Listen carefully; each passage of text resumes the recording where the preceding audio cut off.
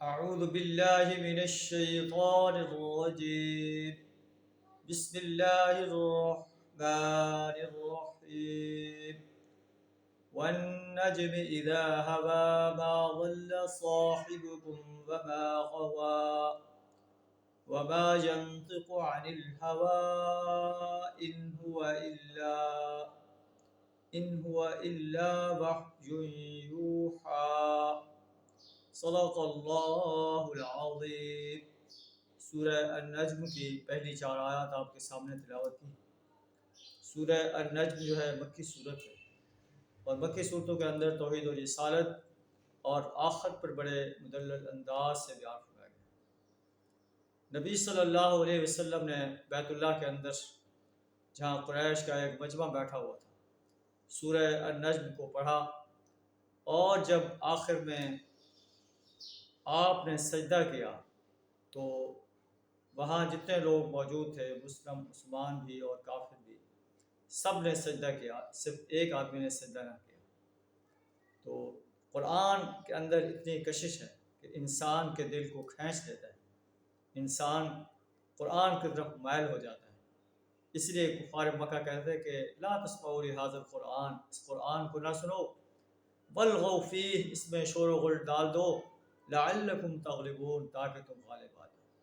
لیکن جب انہوں نے قرآن سنا، اس کے اندر اتنی کشش تھی کہ نبی صلی اللہ علیہ وسلم نے جیسے سجدہ کیا تو وہاں پر موجود سب لوگوں نے جو ہے وہ بھی سجدہ کرنے پر مجبور ہو گئے. قرآن کہتا ہے والنجم اذا ہوا، قسم ہے تارے کی جب وہ غروب ہوا، ما ضل صاحبکم وما غوا، تمہارا ساتھی نہ بھٹکا ہے نہ بہکا ہے. وما ينطق عن الهوى، وہ اپنی خواہش سے نفس نہیں بولتا.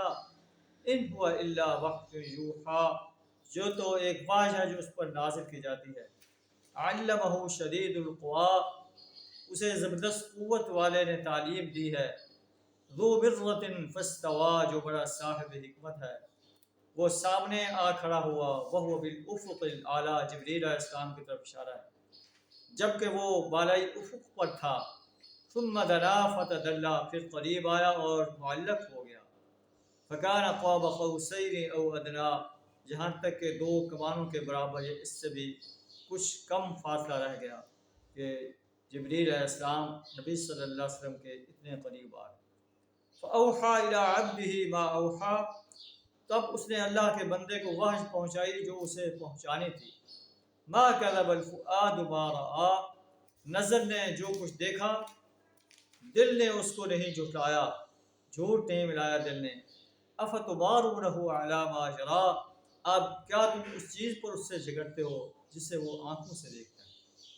وَلَقَدْ رَآهُ نَزْلَةً أُخْرَى عِنْدَ سِدْرَةِ الْمُنتَهَى، نبی صلی اللہ علیہ وسلم نے جبریل امین کو ایک مرتبہ سدرۃ المنتہا کے پاس بھی دیکھا، جو کہ جس کے پاس جنت الماوا ہے. اذ یغشی السدرۃ ما یغشی، اس وقت سدرہ پر چھا رہا تھا جو کچھ کے چھا رہا تھا. ما زاغ البصر وما طغى، نہ آنکھ چندیائی نہ حد سے متجاوز ہوئی. لقد رأى من آیات ربه الکبریٰ، آپ نے وہاں پر اپنے رب کی بڑی بڑی نشانیاں دیکھی. اللہ سے دعا ہے ہمیں قرآن کی صداقت پر پختہ یقین رکھنے کی توفیق عطا فرمائے، قرآن سے رہنمائی حاصل کرنے کی توفیق عطا فرمائے. وآخر دعوانا الحمد للہ رب العالمین.